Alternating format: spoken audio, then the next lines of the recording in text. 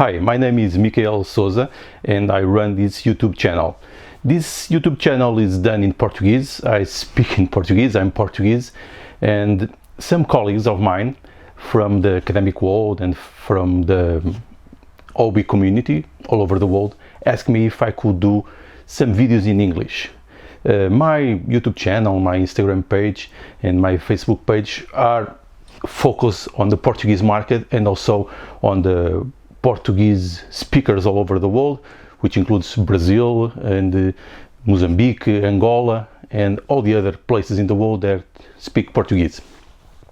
But I thought that I could give it a try and try some short videos, some short examples of the works I do, because I'm also collaborating with some publishers that ask me to do something in English, so I'll give it a try. I will not transform the YouTube channel in an English version, but I will start to do some simple and short videos from time to time to approach games and to share something with those that do not speak Portuguese. And this way I also hope to train my English, because have you noticed, it's very far from being perfect, so it's a way to train.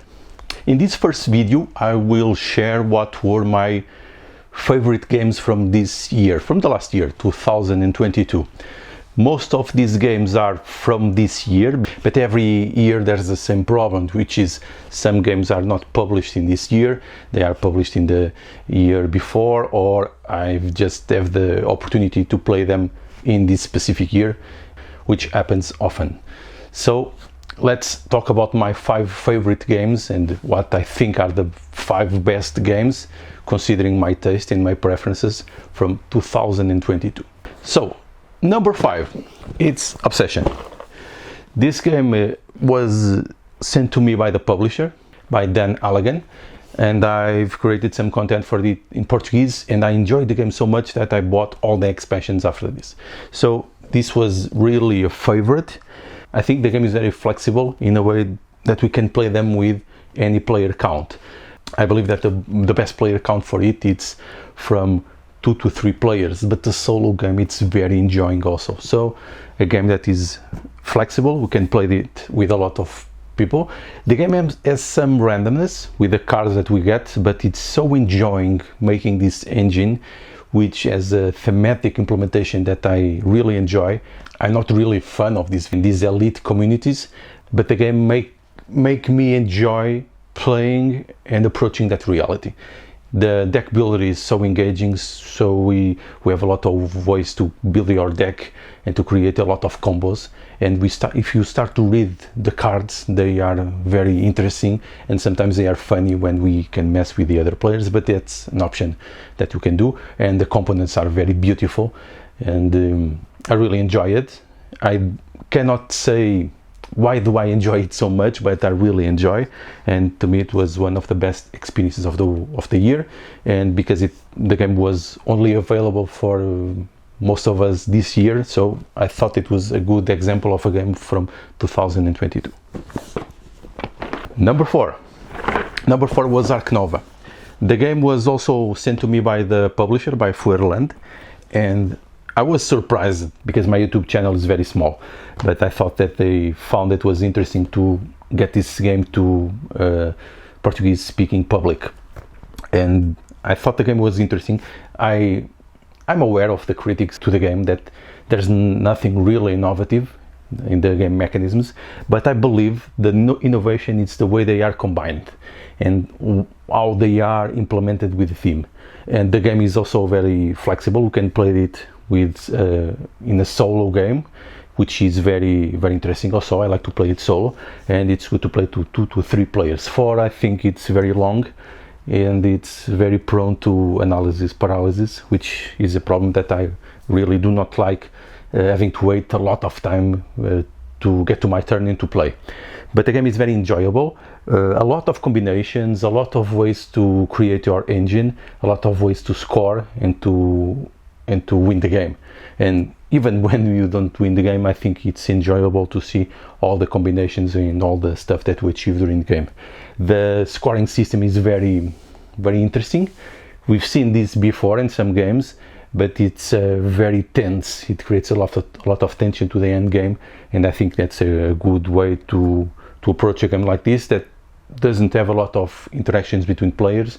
And comparing the scores like this, it's a good way to create that missing interaction that it's missing in the gameplay. Number three is Coffee Traders. I really enjoyed this game. This one I bought from our colleagues from the Spiel Portugal that brought him from Essen Spiel 2021, but I only had the opportunity to play it during 2022. The game, it's hard to enter the game because the rules are not very well written. We had a lot of doubts reading them. It was very confusing, and the game demands a very big table, so a lot of space to play the game. Difficult to enter because of the rules, but the gameplay is very enjoyable. It's an economic game where trading it's more important than producing, which is funny, and the game components are very beautiful also, and there is a lot of interactions because we need to interact with the other players, so we need to balance the production and the trading and profiting from the other players' actions, because there's a lot of following mechanisms that we can follow the other player actions, but we spend our resources, so there's a lot of thinking when these interactions happen in the game. So I think it's very enjoyable, a heavy game, but for me one of the most interesting games I've played in this genre of these economic heavier games. Number two is Carnegie.